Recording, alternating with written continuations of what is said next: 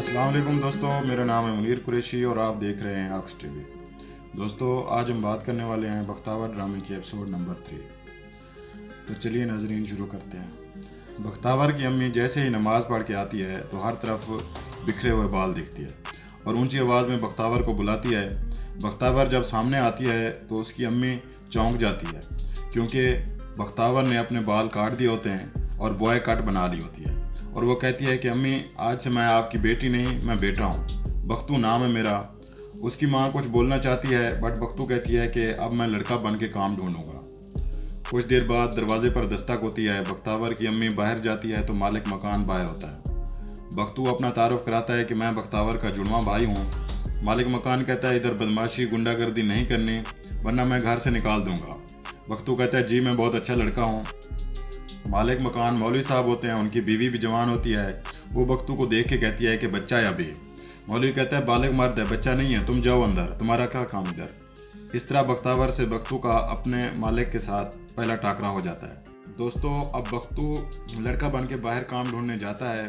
Boy cut रखी होती है, लड़कों वाला सूट पहना हुआ है और इधर उधर दिखता है कि आज उसे कोई घूर नहीं रहा, कोई उस पर लाइन नहीं मार रहा। बड़ी आज़ादी महसूस कर रही होती बख्तावर। रास्ते में मोहल्ले के लड़के बख्तू को मिल जाते हैं। बख्तावर बताती है कि हम मौलवी साहब के मकान में रहने के लिए आए हैं। लड़के तंग करने लगते हैं कि इसकी बातें तो बातें, आवाज़ भी लड़कियों जैसी है। वहाँ बख्तावर का मामू भी उन लोगों को ढूंढने में लगा होता है।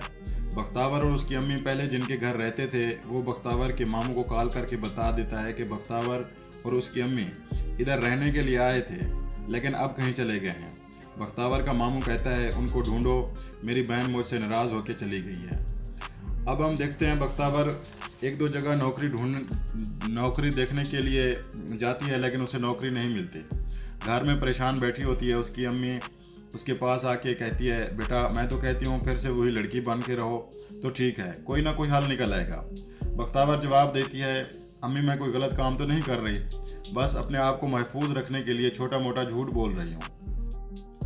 अगले सीन में हम देखते हैं कि गफ़ार को किसी ने बताया होता है कि बख्तावर और उसकी अम्मी हमारे मोहल्ले से किसी रिक्शे वाले के साथ गई थी और अड्डे के पास उनको छोड़ दिया गया था।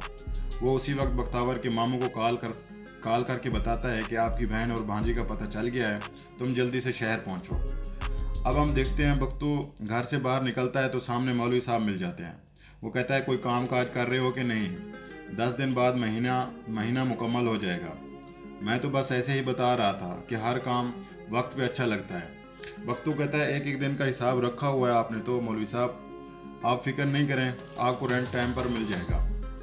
मौलवी साहब बिल्डिंग से बाहर निकल के जाता है तो बख्तावर के मामू और अंकल मिल जाते हैं। वो बख्तावर और उसकी अम्मी का पूछते हैं। मौलवी साहब कहते हैं, माँ बेटी का तुम मैं नहीं जानता, मेरे घर में बहन भाई और उसकी माँ रहने के लिए आए हैं, चाहो तो मैं मिलवा देता हूँ। ऊपर से बख्तू भी देख लेता है इनको, फिर छुप जाता है। कुछ देर बाद जब वो चले जाते हैं, बख्तू नौकरी ढूंढने के लिए बाहर जाता है तो मोहल्ले का एक लड़का बाइक पे मिल जाता है। वो कहता है, बख्तू आजा, मैं तुम्हें छोड़ देता हूँ। बख्तू बहुत इनकार करता है लेकिन उस लड़के के इसरार करने पे उसके साथ बैठ जाता है। वो लड़का किसी होटल पे ले जाके चाय पीने का कहता है। बख्तू कहता है, मैं नौकरी ढूंढने आया हूँ, तुम मुझे चाय पीने के लिए ले आए हो, गप्पे मारने के लिए मेरे पास टाइम नहीं है। बख्तू ऊंची आवाज़ में उस लड़के से बात कर रहा होता है तो होटल का मालिक वो सुन लेता है। वो उठ के आता है और बख्तू को आगे कहता है, समझो तुम्हारी नौकरी पक्की होगी, मुझे भी तुम्हारे जैसे दुबले पतले लड़के की ज़रूरत है। नौकरी है मेरे पास, बर्तन वगैरह नहीं धोने, बस ऑर्डर लेना है और ऑर्डर पूरे कराने हैं, सैलरी के साथ टिप भी मिलेगी। बख्तू को नौकरी की ज़रूरत होती है तो इसलिए वो मान जाता है कि चलो ठीक है। बख्तू जब वापस घर आता है तो अपनी अम्मी को बताता है कि मेरी होटल पर नौकरी हो गई है। मोहल्ले के लड़के के साथ गई थी, उसकी अम्मी डांटती है कि तुम अब लड़कों के साथ घूमना फिरना शुरू कर दिया है। बख्तू कहता है, अम्मी अब तो मैं लड़का हूँ, इसी तरह लड़कों के साथ ही उठना बैठना पड़ेगा। बख्तू ने होटल पे काम करना शुरू कर दिया होता है। होटल का मालिक बख्तू के काम से बहुत खुश होता है। एक दिन रात को बख्तू छुट्टी करके घर वापस आ रहा होता है तो मोहल्ले के लड़के उसे पकड़ लेते हैं कि हमारे साथ बैठो, लूडो खेलो, हमारे साथ ताश खेलो।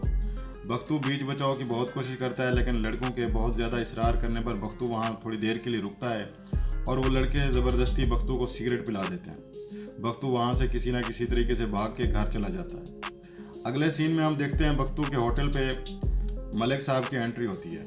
जी हाँ, यहाँ पे मलिक साहब का रोल प्ले कर रहे हैं ज़वियार नुमान, जो एक अमीरज़ादा सुलझा हुआ बाहर से पढ़ के आया होता है।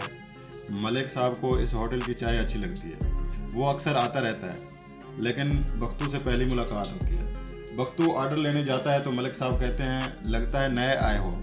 बख्तू जवाब देता है, जी साहब। मलिक साहब चाय का ऑर्डर देते हैं, बख्तू चाय लेने चला जाता है तो उसी वक्त दो लड़के होटल में एंटर होते हैं और मलिक साहब पर फायर कर देते हैं। मलिक साहब फायर लगने से ज़ख्मी होकर नीचे ज़मीन पर गिर जाता है। होटल में मौजूद तमाम लोग जल्दी जल्दी भागकर बाहर निकल जाते हैं, लेकिन जब बख्तू देखता है मलिक साहब को कि वो ज़मीन पर ज़ख्मी होकर गिर गया है तो सिर्फ बख्तू ही उसकी तरफ आता है उसे उठाने के लिए। तो नाजरीन, यहाँ पे इस ड्रामे के एपिसोड का एंड होता है। मिलते हैं नेक्स्ट वीडियो में, तब तक के लिए अपना ख्याल रखिए। अल्लाह हाफ़िज़।